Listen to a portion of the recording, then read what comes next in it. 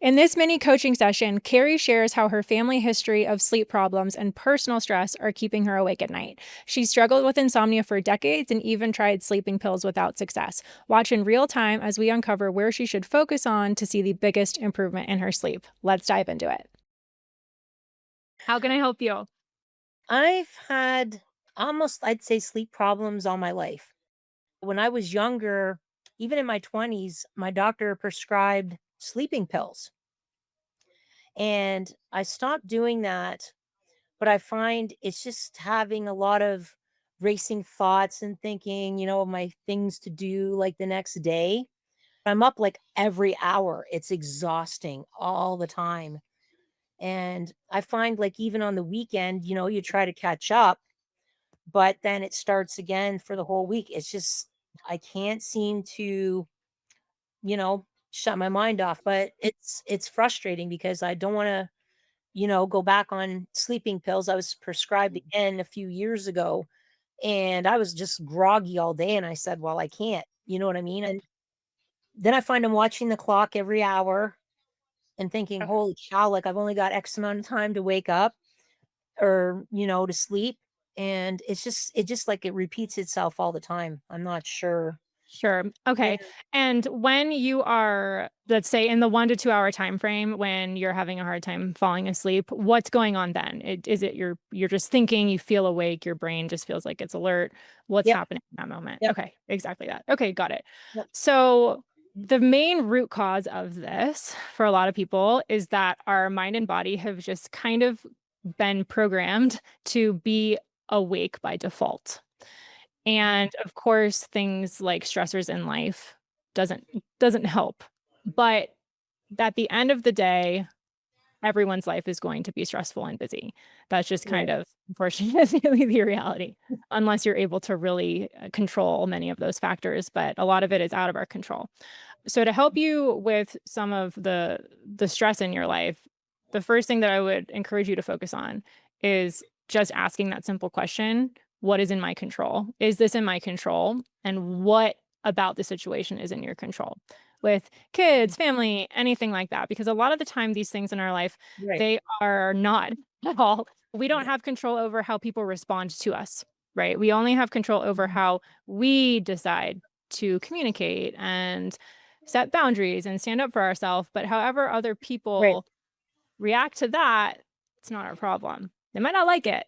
They might not like it at all, but that's Mhm. also not your problem because at the end of the day, you have to be acting in alignment with what you feel is true to you.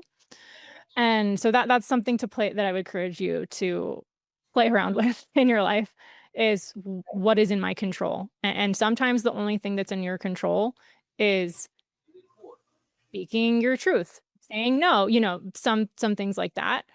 Mhm. But when you can recognize that, hey, that's I did all I could do, like I did what I could do in that moment in that situation with these people, that does quiet the mind down by refocusing your attention there. So that's just a little Mhm. tip to try to help you with some of the stress in your life. When it comes to being awake at night and having a hard time falling asleep, that was also my sort of biggest issue in the beginning was it would take me like Right.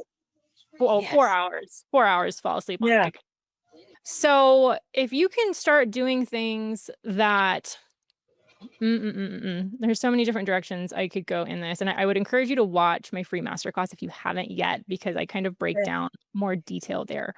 But as a starting place, as simple as doing something, right before bed that's gonna reconnect you with yourself and kind of give your mind the message that nothing important is happening. Mhm. Simplest answer is, like, pick up a book and read the book. You're not gonna wanna do it. You gotta force yourself to pick up the fricking book. Right. Um, and I lean towards things that are more fantasy, science fiction, like, I don't know, just, like, Yeah. totally not real life things. And so that's also something that I loved as a kid were those genres. So Me too. if okay, so if have you been reading for before bed, those types of genres? I haven't read in years, Yeah, start unfortunately. there, Yeah. start there. Dude, if reading is the answer to your sleep, hell yes. Yeah. And if this is interesting too, so my mom's oldest sister, when she passed away, She actually had a sleep disease, which I didn't know about. I can't remember what it was, but her too. So, and my mom, she also had sleeping pills. So I don't know if it's something that runs in the family, if that's possible or what.